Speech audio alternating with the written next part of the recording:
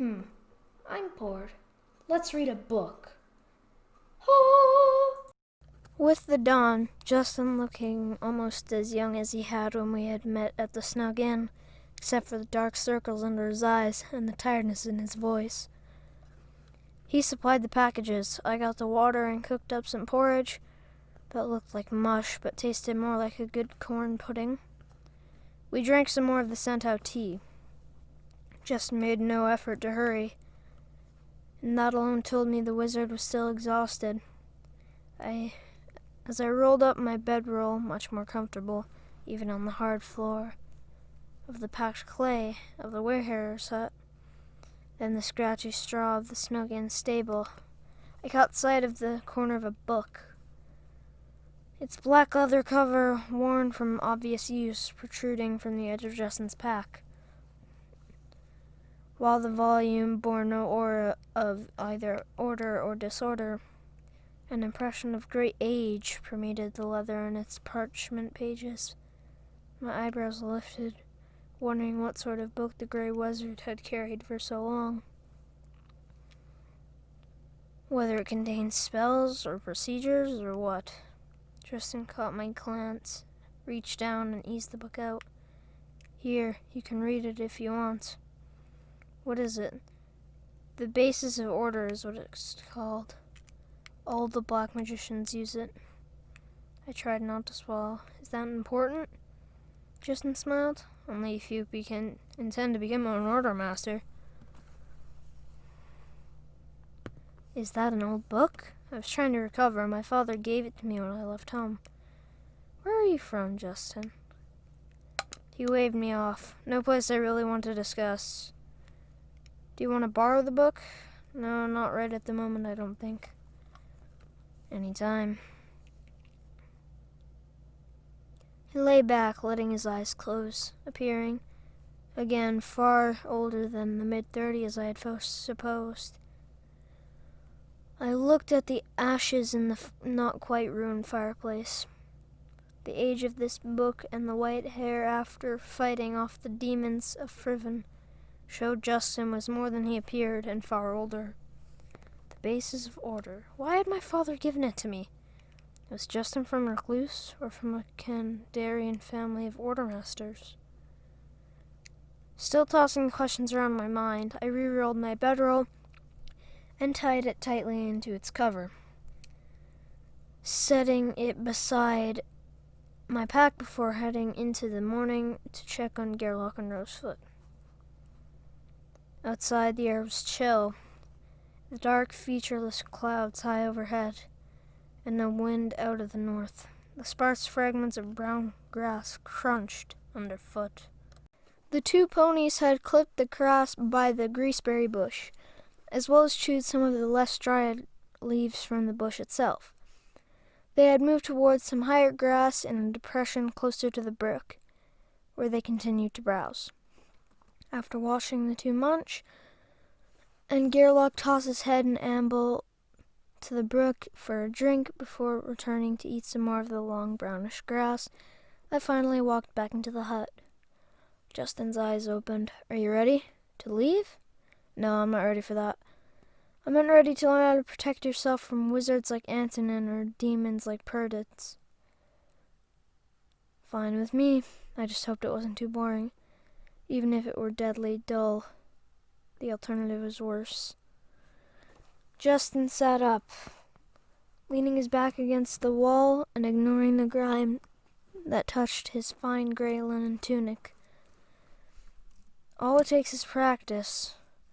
What you have to do is concentrate on being yourself, say something like, I am me, I am me, I am me, over and over if necessary. Why? Justin sighed. When someone wants to invade your mind, they want to take away your ego, your sense of being a unique individual. You have to fight that. And there are two steps to fighting. First is to recognize that you are being tempted, and the second is to assert yourself. What do you mean? I'll just have to show you.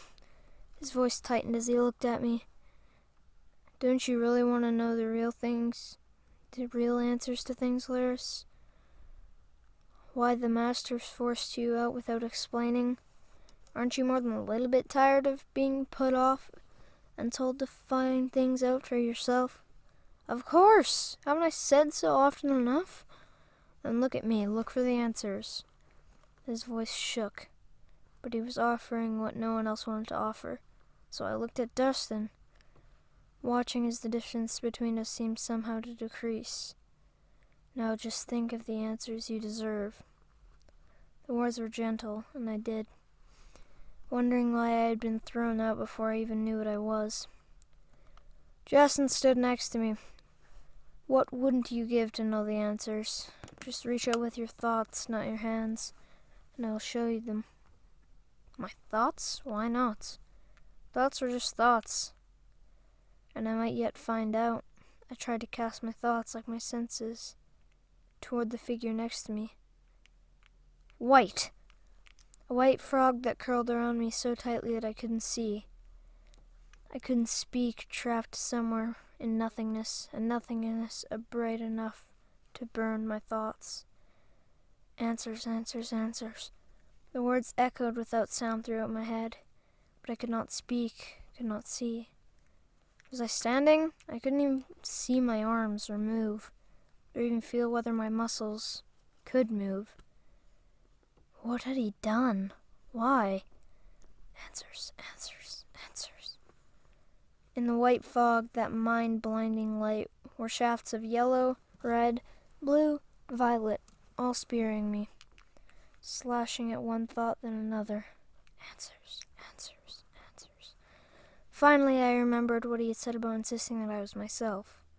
But had that been a trick also? Another way to gain my confidence? Catch me in a web of white answers? Was Justin really the one who needed a new body? Why had I trusted him? I am me, me. Had the white retreated a shade, become not so blinding? Answers. I am me, Laris, Laris.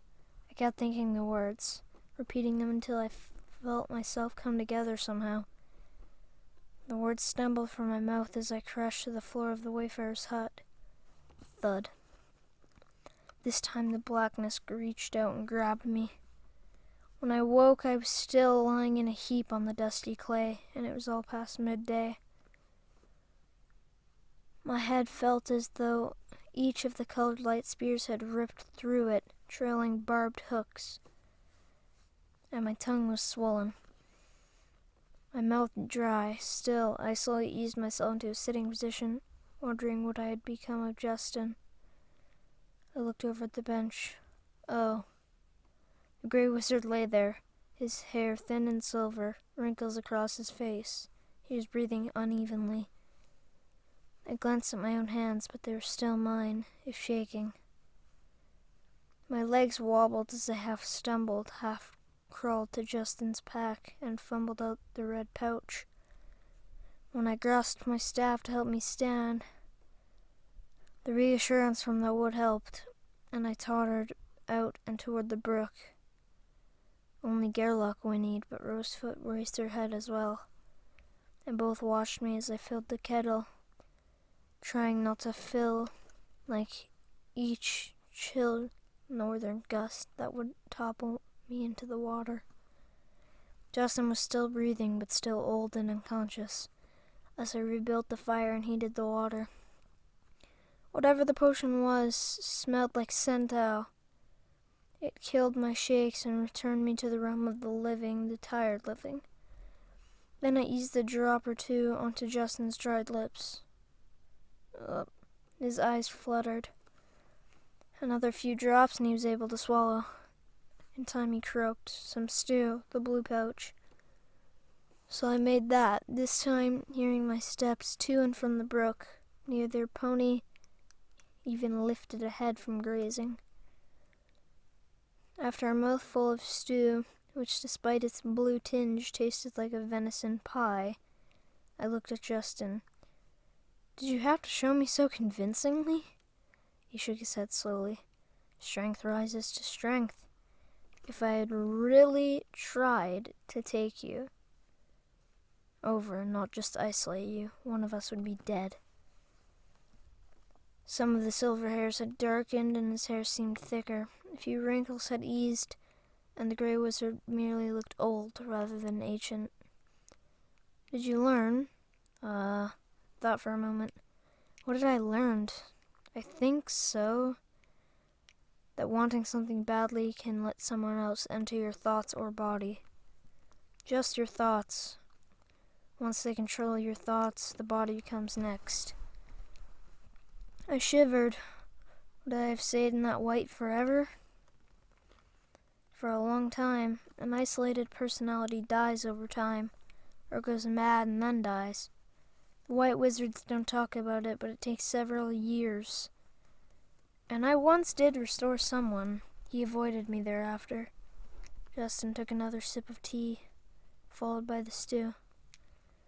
Does insisting on being yourself hold off that whiteness if you realize it soon enough?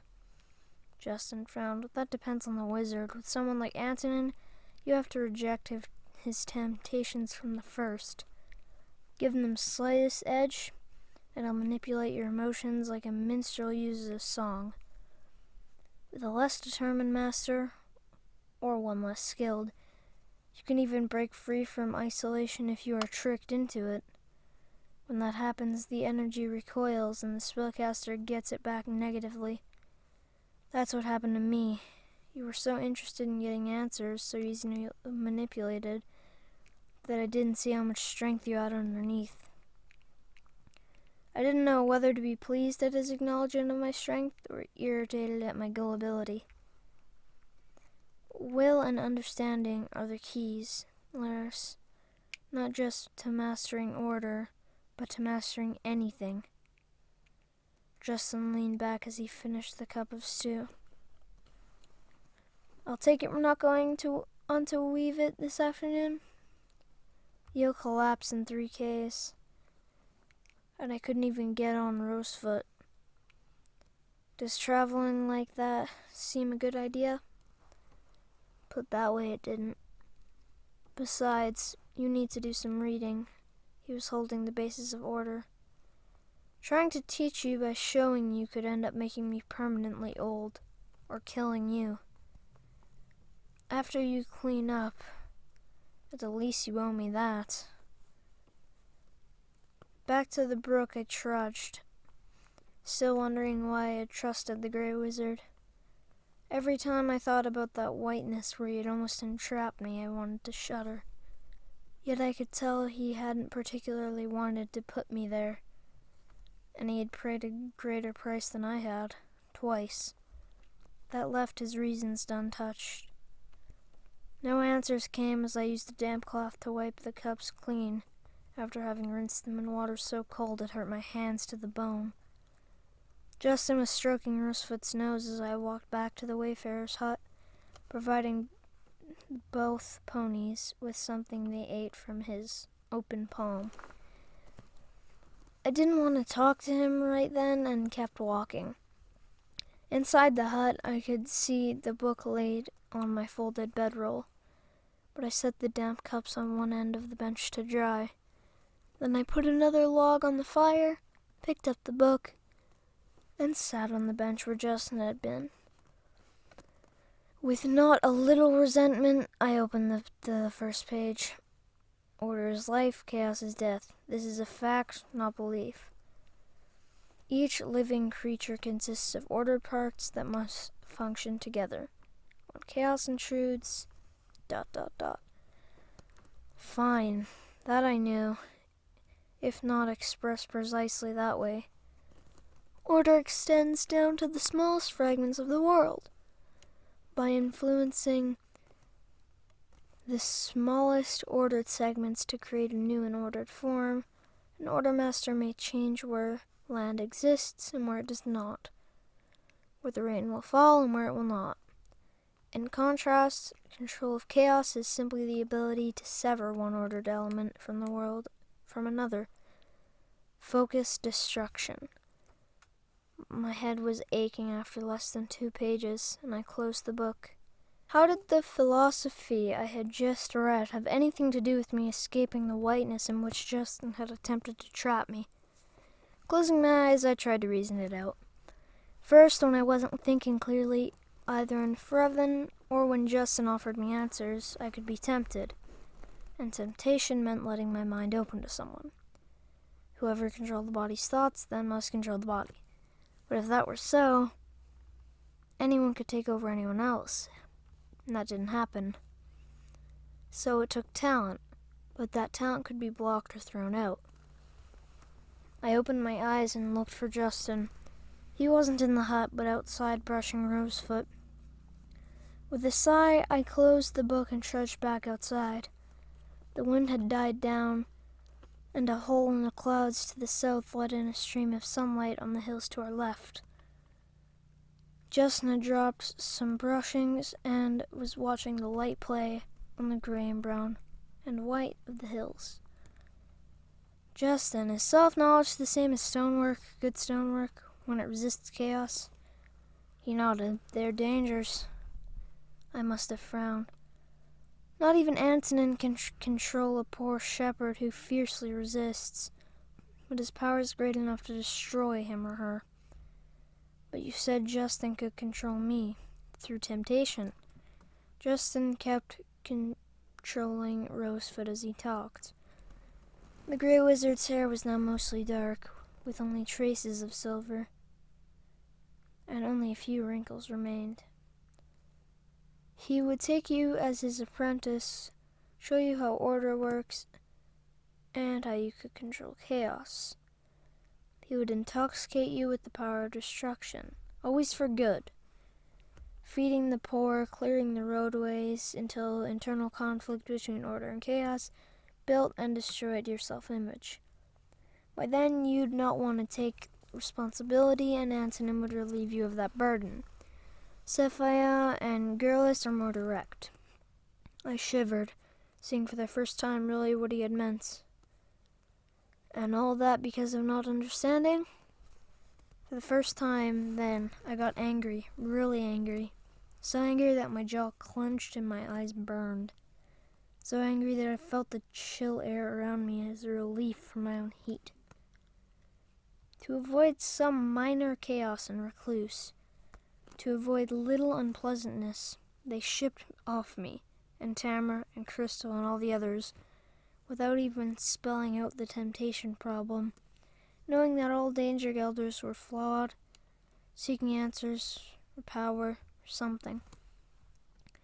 And that thirst would leave us all potential victims of the Antonins of the world. Justin watched, an amused smile on his face. What's so funny? You've read a few pages and you're all ready to tear apart all Recluce. He kept smiling. How do you know? I felt that way once too. You're from Recluce. I didn't say that. I said I felt that way. He corrected me gently. Gerlach jabbed his nose into my shoulder. I reached for Justin's brush, another item I really needed if I was going to take care of a horse. Then I thought about my dwindling funds and almost groaned. Everything seemed to cost something, and far more than I had thought possible. Thanks for watching. If you enjoyed this, please like, comment, and subscribe, and turn on notifications so you never miss out on any of these videos. See y'all in the next one. Goodbye!